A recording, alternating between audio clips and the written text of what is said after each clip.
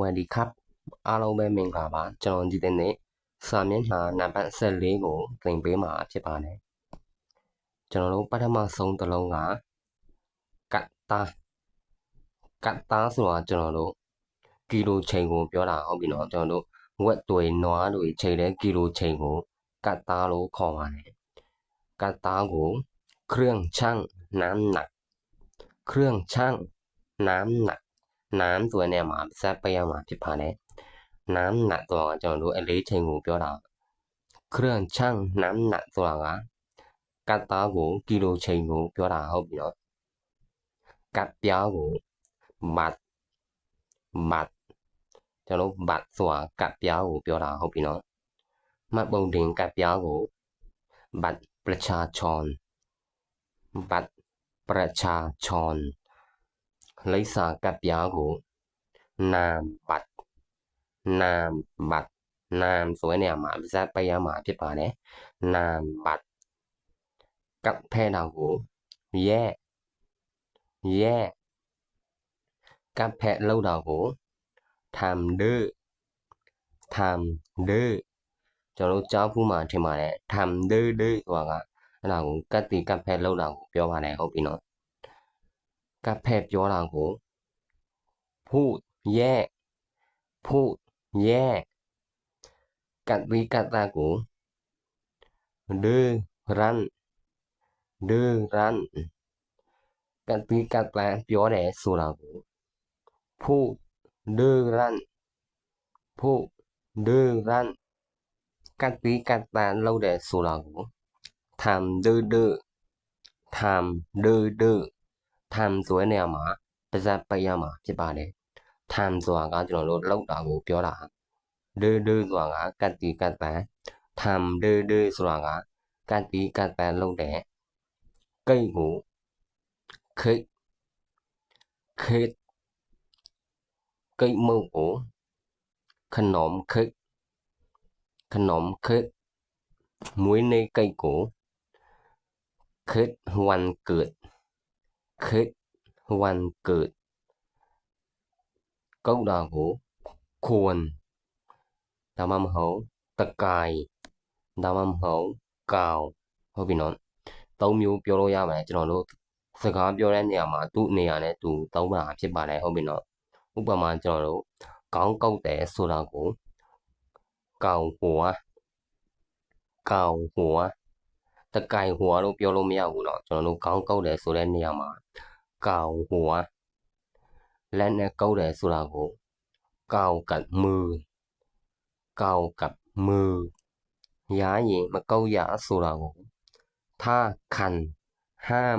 กาวถ้าคันห้ามกาวကျွန်တော်တို့ห้ามဆိုတဲ့နေရာမှာပါဇက်ပေးရမှာဖြစ်ပါတယ်ห้ามဆိုတာကကျွန်တော်တို့တားမြစ်တာကိုပြောတာဟုတ်ပြီနော်ห้ามกาวဆိုတာကမကုတ်ရย้ายရင်မကုတ်ရဆိုတာကိုถ้าคันห้ามกาวကြောင်ကုတ်တယ်ဆိုတာကိုแมวควรကုတ်ဆွဲတာကိုควรตะกายမျက်နှာကိုကုတ်ဆွဲတယ်ควรหน้าဆိုတာကမျက်နှာကိုပြောတာဟုတ်ပြီနော်ကန်တာကိုเตะဒါမှမဟုတ်ถีบยันခြေနဲ့ကန်ထားတယ်ဆိုတာကိုยันไว้ด้วยเท้าကျွန်တော်ဒီခြေနဲ့ကန်တာဆိုတာကကျွန်တော်တို့ဥပမာတခုခုကိုခြေနဲ့ကန်ထားပေးတာကိုပြောတာဟုတ်ပြီနော်ခြေနဲ့ကန်ထည့်တာကိုပြောတာမဟုတ်ဘူးဟုတ်ပြီနော်ခြေနဲ့ကန်ထားတယ်ဆိုတာကိုยันไว้ด้วยเท้าဥပမာခြေထောက်နဲ့ကန်တယ်ဆိုတာကိုเตะด้วยเท้าဟုတ်ပြီနော်ဘောလုံးကန်တယ်ဆိုတာကိုเตะลูกบอลခြေနဲ့အကန်ခံရတယ်ဆိုတာကိုถูกถีบด้วยเท้าကျွန်တော်ထိပ်ဆိုတဲ့နေရာမှာပါဇက်ပေးရမှာဖြစ်ပါတယ်ဟုတ်ပြီနော်ถูกถีบด้วยเท้าဆိုတာကခြေနဲ့အကန်ခံရတယ်ကျွန်တော်ကန်ဒီကန်ကကျွန်တော်ရေကန်လို့ပါလို့ပြောတာဟုတ်ပြီနော် ကန်ကိုစရဒါမှမဟုတ်ဘောရေကန်ကိုစရน้ำရေကန်ကလေးကိုบ่อน้ำကျွန်တော်တို့ရေတွင်းကိုလည်းบ่อน้ำလို့ပဲခေါ်ပါတယ်ဟုတ်ပြီနော်บ่อน้ำအင်းလျာကန်ကိုหนองน้ำอินยาหนองน้ำอินยาကျွန်တော်တို့น้ำဆိုတဲ့နေရာမှာဇာတ်ပတ်ရမှာဖြစ်ပါတယ်ရေကန်ကြီးကိုทะเลสาบสาบဆိုတဲ့နေရာမှာဇာတ်ပတ်ရမှာဖြစ်ပါတယ်ทะเลสาบဆိုတာကရေကန်ကြီးကိုပြောတာအင်းလေးရေကန်ကြီးကိုทะเลสาบအင်းလေးทะเลสาบအင်းလေးကျွန်တော်တို့အင်းလေးကိုထိုင်းလို့အင်းလေးလို့ခေါ်ပါတယ်ဟုတ်ပြီနော်ရေကူးကန်ကိုสระว่ายน้ำตะยันสาตะกันကိုสระธรรมชาติธรรมชาติทำตัวเนี่ยมาเป็นสัพพยามาဖြစ်ပါတယ်ธรรมชาติและสีกันကိုอ่างเก็บน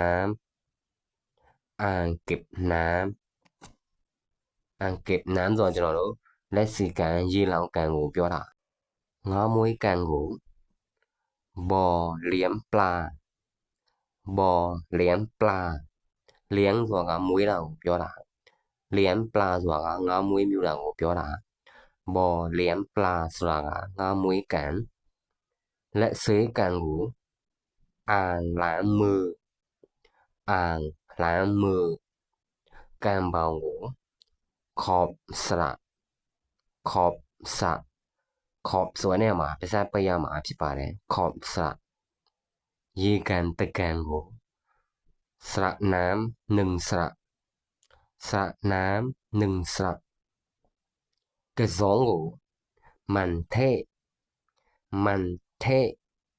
กระสองอูကိုหัวมันเทกระสองปิงကို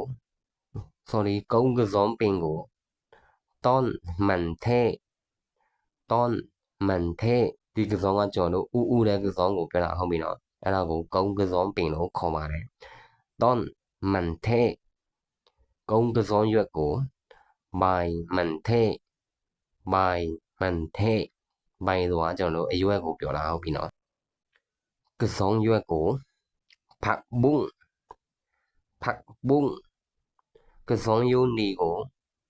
ผักบุ้งก้านแดงก้านဆိုတာကျွန်တော်တို့အယိုးကိုပြောတာဟုတ်ပြီနော်ကစုံယူก้านแดงဆိုတာအယိုးနီကိုပြောတာလက်ကစုံကိုผักบุ้งนา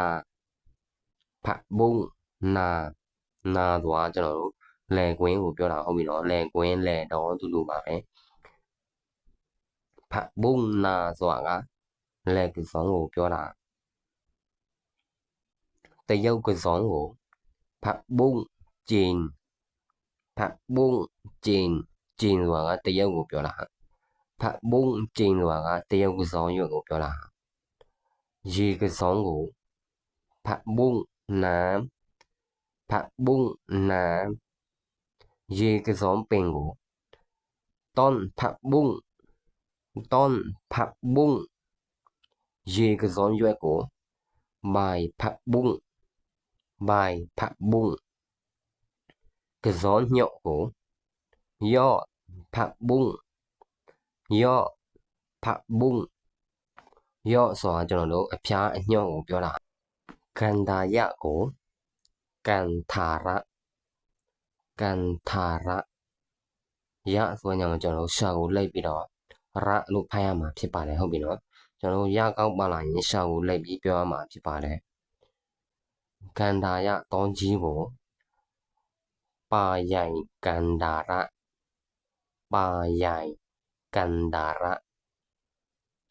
ကန်ဒါရခရီးချမ်းသွားသည်ဆိုတာကို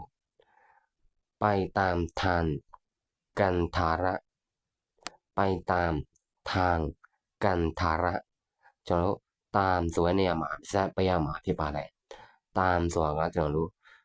နောက်ကလိုက်တာဟုတ်ပြီနော်ไปตามทานกันทาระกันดายะခရီးကျမ်းသွားကဒေါ့တာကိုဝိုင်းဒီကဒေါ့ကကျွန်တော်တို့လက်အုပ်ချပြီးဖျားကဒေါ့တာကိုပြောတာဟုတ်ပြီနော်ရှိခိုးတာကိုလည်းဝိုင်းလို့ပဲခေါ်ပါတယ်ကဒေါ့ပါဆိုတာကိုခေါ်ထော့ကျွန်တော်ကဒေါ့ပါဆိုတာကကျွန်တော်တောင်းပန်တာကိုပြောတာဟုတ်ပြီနော်ခေါ်ထော့ဆရာကဒေါ့ပွဲကိုพิธีไหว้ครูพิธีไหว้ครูกระดอกပွဲကိုสารักบูชาสารับบูชารับส่วนเนี่ยมาภาษาไปมาဖြစ်ပါတယ်สารับบูชากระดอก2ပါพญาဆိုတာကိုขอไหว้แทนข้าวเจ้าค่ะကျွန်တော်ယောက်ျားလေးဆိုရင်ขอไหว้แทนข้าวเจ้าครับဟုတ်ပြီနော်မိန်းကလေးဆိုရင်ขอไหว้แทนข้าวเจ้าค่ะကျွန်တော်တို့ဒီနေ့သင်ခန်းစာကြတော့ဒီလောက်ပါပဲလာမယ့်သင်ခန်းစာကိုကျွန်တော်စာမျက်နှာ15မှာသင်ပေးမှာဖြစ်ပါတယ်ကျွန်တော်ရဲ့ဗီဒီယိုလေးကမိတ်ဆွေတို့အတွက်အသုံးဝင်မယ်ဆိုလို့ရှိရင် like and share တွေလုပ်သွားပေးဖို့လည်းမမေ့ကြပါနဲ့အားလုံးပဲမင်္ဂလာပါခင်ဗျာ